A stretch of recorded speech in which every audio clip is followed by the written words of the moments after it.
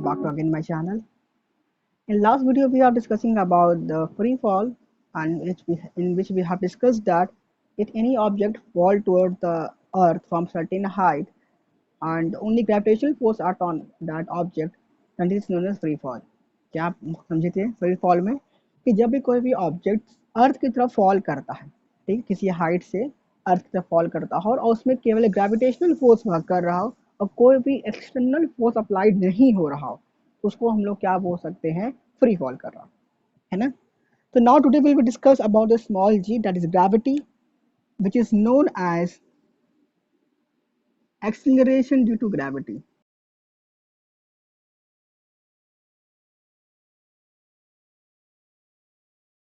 इसमें क्या है कि हम लोग ये जानते हैं कोई भी ऑब्जेक्ट जो ऊपर से फॉल डाउन करता है तो उसमें, अगर हम फ्री फॉल की बात करते हैं ना, फ्री फॉल की, तो उसमें केवल क्या होता है, ग्रेविटेशन फोर्स वर्क करता है कि कोई ऑब्जेक्ट है तो ऊपर से नीचे फॉल डाउन कर रहा है, तो इसमें केवल क्या है, ग्रेविटेशनल फोर्स एफ वर्क कर रहा है, जिसको हम लोग क्या बोलते हैं, फ्री फॉल, है ना. फ्री फॉल वर्क कर रहा है तो इस हाइट से लेके इस अर्थ से सरफेस तक यहाँ तक आता है, तो हर पॉइंट पे इस फोर्स की वजह से, इसके बाद मास तो होगा ही, है ना, तो मास तो होगा ही, और ऑब्वियस सी बात है जब फॉल डाउन कर रहा होगा तो यहाँ पे क्या फोर्स, एक फोर्स लग रहा है, तो फोर्स यहाँ पे कौन सा हो जाएगा, फिर एम इंटू ए हो जाएगा, है ना, बात तो सही है. इसमें फोर्स लग रहा है तो वो फोर्स किसके बराबर होगा, एम इंटू ए, कितना फोर्स लग रहा है, एम इंटू ए. और हम यहाँ इस कौन सा फोर्स है, ग्रेविटेशनल फोर्स है ना, ग्रेविटेशनल फोर्स वर्क कर रहा है. तो जब ऑब्जेक्ट फॉल डाउन करता है, ऊपर से नीचे की ओर जाता है, तो उसके हर पॉइंट पे क्या चेंज होती है, वेलोसिटी, है ना. जब वो ऊपर से नीचे की ओर आता है, ऊपर से नीचे की ओर आता है तो उसकी वेलोसिटी क्या करती है, इंक्रीज करती है. और जब सेम ऑब्जेक्ट, कोई भी ऑब्जेक्ट नीचे से ऊपर की ओर जाता है, जब उसको ऊपर की ओर थ्रो करते हैं तो यहाँ वेलोसिटी क्या करती है, डिक्रीज करती है. तो वेलोसिटी चेंज हो रही है ना, वेलोसिटी क्या कर रही है, चेंज हो रही है. तो यहाँ पे क्या वर्क कर रहा होगा, जब वेलोसिटी चेंज हो रही है तो यहाँ क्या वर्क कर रहा होगा, एक्सीलरेशन. क्योंकि एक्सीलरेशन का मतलब ही क्या होता है, change in velocity, change in velocity, है ना. सारी चीजें जुड़ी हुई हैं. क्या चीज कह रहा है कि जब भी कोई भी ऑब्जेक्ट ऊपर से नीचे की ओर आता है तो उसकी वेलोसिटी क्या करती है, चेंज होती है. तो जब फॉल डाउन कर रहा है, ऊपर से नीचे की ओर आ रहा है, तो वेलोसिटी क्या कर रही है, इंक्रीज कर रही है. तो वेलोसिटी क्या कर रही है, इंक्रीज कर रही है, तो वहां पे क्या वर्क कर रहा होगा, एक्सीलरेशन वर्क कर रहा होगा. सही है ना, यहाँ तक बात सही है. और ये जो नीचे की ओर आ रहा है, तो ये फ्री फॉल है, हम बोलते हैं फ्री फॉल कर रहा है, तो इसमें फोर्स वर्क कर रहा होगा. वो फोर्स कौन सा है, ग्रेविटेशनल फोर्स है ना. वो कौन सा फोर्स है, ग्रेविटेशनल फोर्स है. तो ग्रेविटेशनल फोर्स की वजह से इसकी जो वेलोसिटी चेंज कर रही है उसको हम लोग क्या बोलते हैं, एक्सीलरेशन. और उस एक्सीलरेशन को हम लोग क्या बोलते हैं, ग्रेविटी. बात समझ में आई, उसको बोलते हैं क्या, जी. यानी यहाँ पे क्या आ जाएगा, ए इक्वल्स टू व्हाट, जी. ये बात समझ में आई.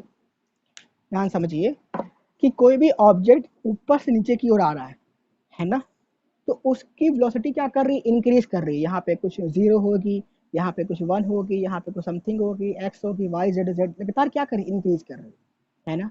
और इस पे कौन सा फोर्स वर्क कर रहा है, अर्थ के द्वारा ग्रेविटेशनल फोर्स वर्क कर रहा है. तो वेलोसिटी चेंज हो रही है, फोर्स लगा के नीचे की वेलोसिटी क्या कर रही है, चेंज हो रही है. तो वेलोसिटी चेंज हो रही है तो यहाँ पे क्या वर्क कर रहा है, एक्सीलरेशन. और वो एक्सीलरेशन किसकी वजह से है, इस फोर्स की वजह से. तो इस वक्त जब ग्रेविटेशनल फोर्स की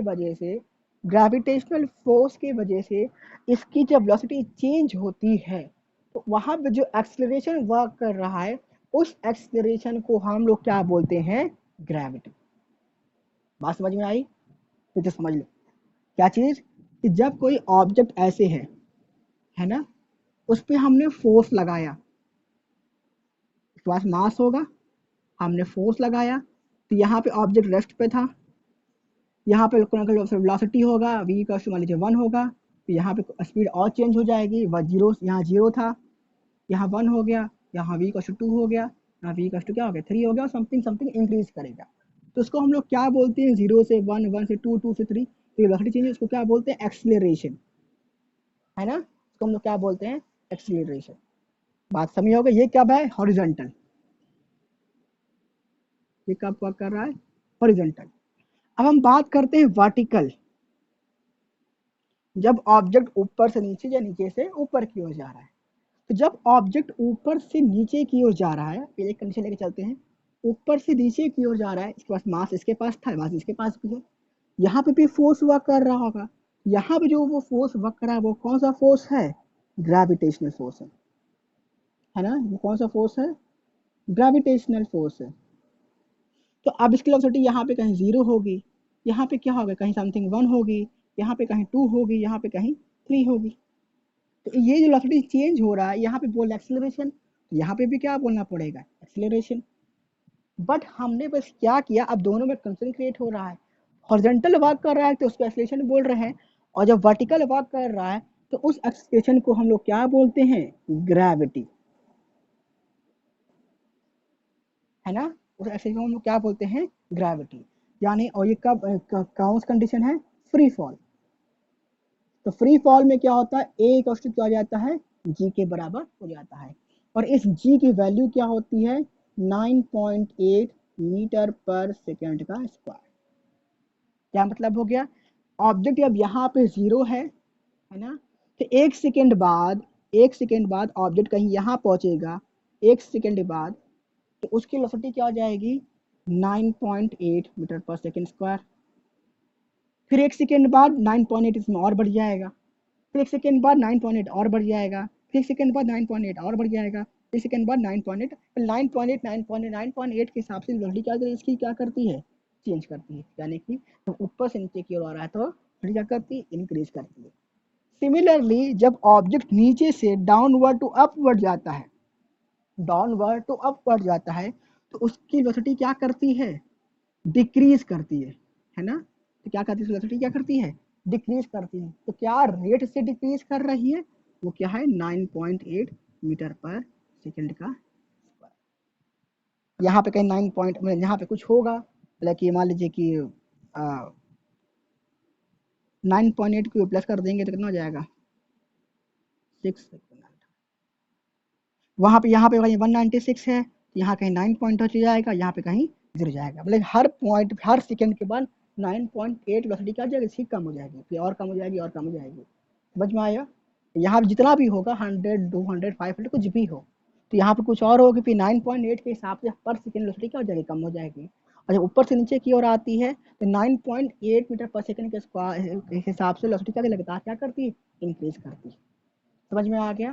तो whenever any object move downward और move upward, ठीक है, जब कोई भी ऑब्जेक्ट डाउनवर्ड मूव कर रहा होगा तो अगर एक इक्वल टू जी हो जाए, इसका एक्सेलेरेशन जी के बराबर हो जाए, यानी कितना हो जाए 9.8 मीटर पर सेकंड का स्क्वायर हो जाए, तो इसको हम लोग क्या बोलते हैं फ्री फॉल। यानी कि ऑब्जेक्ट केवल गिर रहा है किसके वजह से ग्रेविटेशनल फोर्स की वजह से, है ना। समझ में आया। तो जब भी हम बोलते हैं कि ऑब्जेक्ट फ्री फॉल कर रहा है यानी उसकी वेलोसिटी लगातार इंक्रीज कर रही है किस हिसाब से 9.8 मीटर पर सेकंड स्क्वायर के हिसाब से।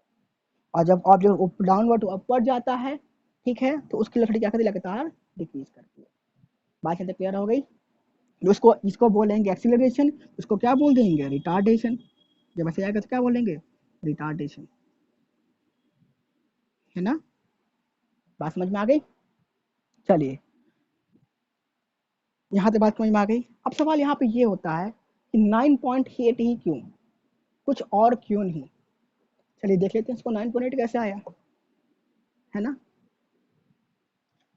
तो एक स्मॉल सा डेरिवेशन है, कैलकुलेशन ऑफ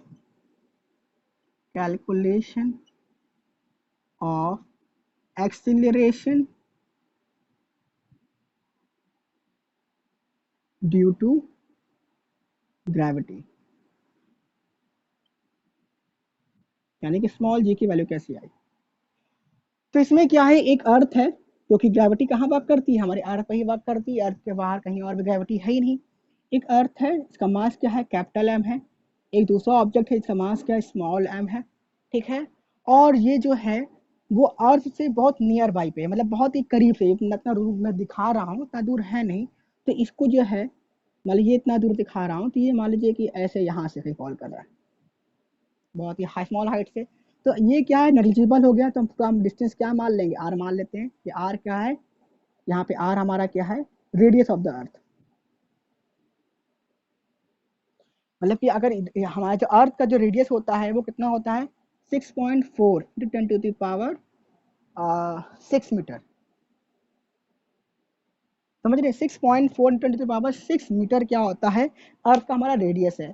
तो अगर 1 मीटर हाइट से भी या 2 मीटर के हाइट से भी अगर हम बॉल को फॉल डाउन करा रहे हैं, तो ये इसमें कोई मतलब, इसमें कोई इंक्रीमेंट नहीं कर रहा है ना। नहीं समझ में आया। मैं क्या कह रहा हूँ, जो हमारे अर्थ का जो रेडियस है वो है 6.4 into 10 to the power 6 metre. और हाँ, हम 1 मीटर यहाँ से मान लीजिए 1 मीटर भी है या 2 मीटर भी है, तो इसमें जोड़ेंगे भी कोई फर्क तो पड़ेगा नहीं। तो हम क्या लेके चलते हैं कि कोई ऑब्जेक्ट है, अर्थ के रेडियस से फॉल डाउन कर रहा है, तो ऑब्वियस सी बात है, इसका मास, अर्थ का मास कैपिटल एम है, इसका मास स्मॉल एम है, और दोनों में डिस्टेंस क्या है, आर है। इस पर ग्रेविटेशनल फोर्स वर्क कर रहा होगा, ग्रेविटेशनल फोर्स वर्क कर रहा होगा, तो वो हमारा क्या हो जाएगा, F equals to what, capital M into small m upon R का स्क्वायर। कैसे आया, ये हम लोग पढ़ चुके हैं न्यूटन ऑफ ग्रेविटेशन में, F equals to m1 into m2 upon R का स्क्वायर। ये फॉर्मूला हमारे पास है, उससे यहाँ इक्वेशन फर्स्ट किया है ना। अब ऑब्जेक्ट फॉल डाउन कर रहा है, ऑब्जेक्ट फॉल डाउन कर रहा है, तो उस पर कोई ना कोई फोर्स वर्क कर रहा होगा। तो हम फोर्स हमारा क्या हो जाएगा, F equals to what, M into A, है ना। ये दोनों फोर्स इक्वल होगा, मास और एक्सीलरेशन अभी हम लोग पढ़े, जस्ट अभी पढ़े। तो यहाँ से क्या हो जाएगा, अगर निकालना है इस ऑब्जेक्ट का एक्सीलरेशन, क्योंकि हमको निकालना क्या है, एक्सीलरेशन ना, बात करते हैं एक्सीलरेशन, तो क्या हो जाएगा, A equals to what, F upon M, है ना। तो इस वैल्यू को क्या कर देते हैं, यहाँ पे पुटअप कर देते हैं, इस वैल्यू को यहाँ पुटअप कर देते हैं। तो देखिए यहाँ पे क्या हो जाएगा, ए इक्वल्स टू व्हाट क्या हो जाएगा, capital M into small m upon R का स्क्वायर इंटू एम, है ना, हो जाएगा। ये हमें पहले से था, ये हमने यहाँ पुटअप कर दिया। स्मॉल एम से स्मॉल एम कैंसिल, तो क्या बच गया, एक्सीलरेशन इक्वल्स टू क्या बच गया हमारे पास, अच्छा यहाँ पे एक जी भी तो होता है ना,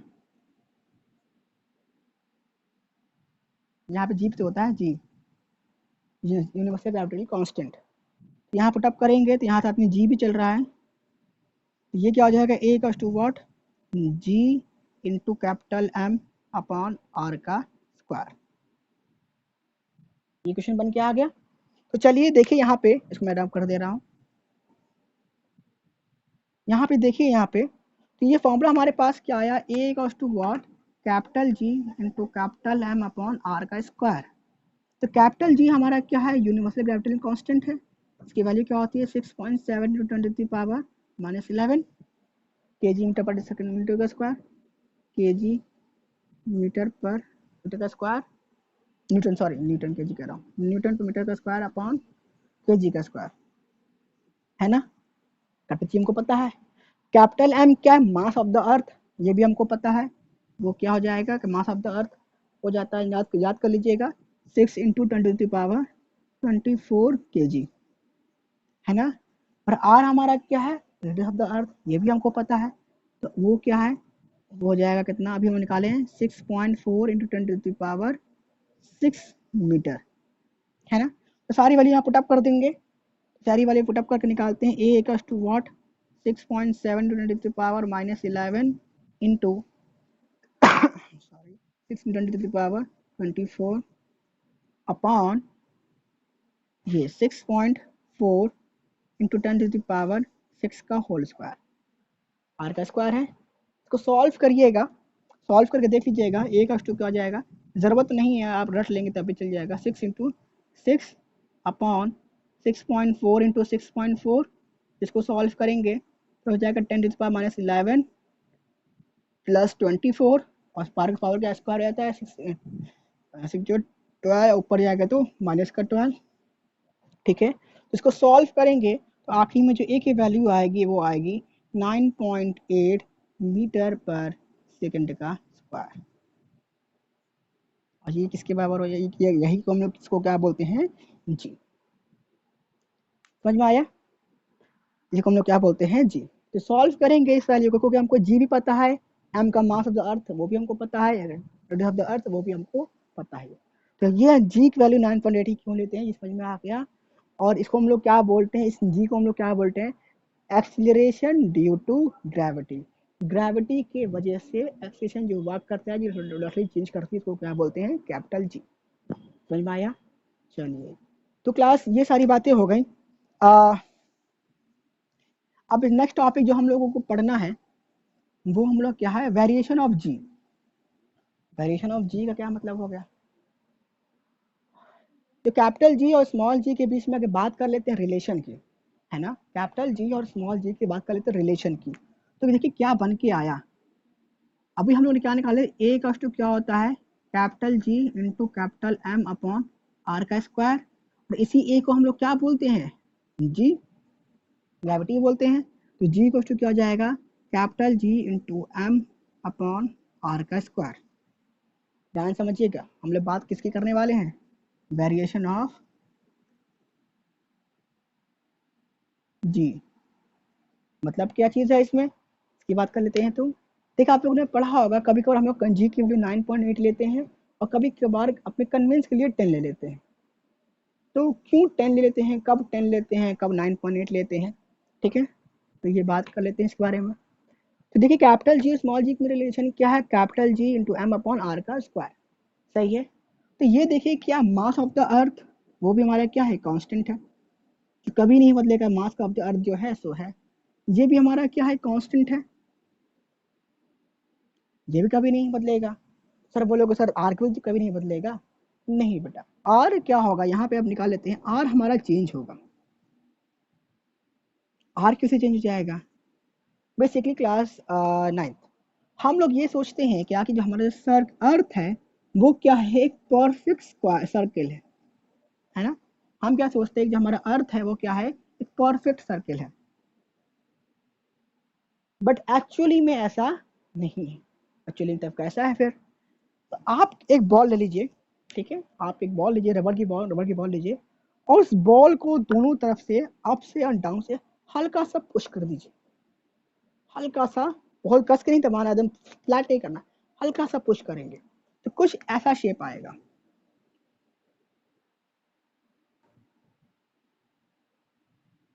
है ना। ये हमारा क्या है, हल्का सा पुश करने के बाद ये हमको क्या दिखाई दे रहा है, is the shape of the earth. हमारा अर्थ क्या हल्का सा ऐसा है, तो हम लोग कहाँ रहते हैं, ऐसे रहते हैं, ये हमारा पोल्स है, तो हम लोग इधर के वैसे ऐसे रहते हैं, है ना। बात समझ में आई, अब ध्यान से समझना, बहुत इंपॉर्टेंट चीज बताने जा रहा हूँ।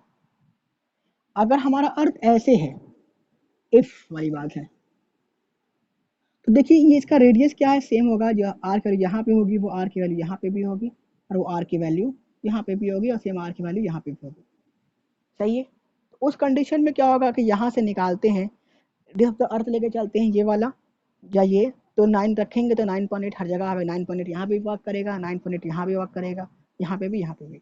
बट एक्चुअली में हमारा अर्थ क्या है, हल्का सा ऐसा है, हल्का सा स्फेरिकल। तो देखिए इस कंडीशन में अगर हम यहाँ पे सेंटर बनाते हैं, तो जो आर की वैल्यू यहाँ पे होगी वो आर की वैल्यू यहाँ पे भी होगी, है ना, बात तो सही है। और हम लोग इधर ही रहते हैं, मतलब अगर ऐसे देखा जाए तो इधर भी होगा, इधर भी होगा, लोग सर 3D में है। बट जो आर की वैल्यू यहाँ पे होगी वो क्या हो जाएगी, अलग हो जाएगी, क्योंकि तो हल्का सा स्फेयर है, वो हल्का सा माइन्यूट सा चेंज करेगा।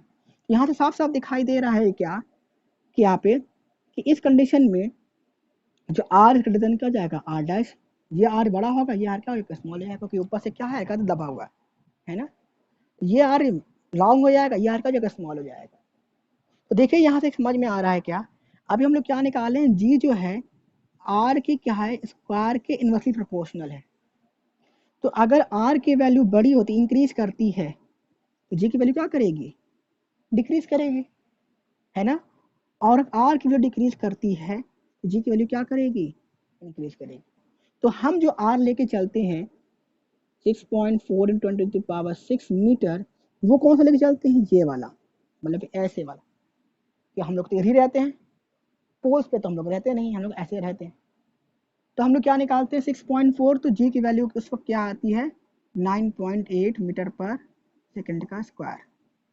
और जब हम आर की वैल्यू ये रखते हैं आर डैश, तो यहाँ देखिए आर डैश क्या छोटा है, तो आर की डैश वैल्यू डिक्रीज करेगी, जी की वैल्यू क्या करेगी इंक्रीज करेगी, यानी कि ये वैल्यू रखेंगे तो ये वैल्यू इससे क्या होगा थोड़ी सी कम आएगी।